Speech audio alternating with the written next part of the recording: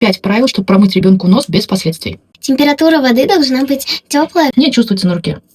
Рот должен быть открыт при промывании. Для того, чтобы снизить давление. Вы должны вставить кончик от шприца параллельно перегородке носа. Да, вот так. И дальше мы должны промывать очень плавно. Вот. Так. Сморкаемся не сразу. А теперь можно. Остальные правила читайте в описании.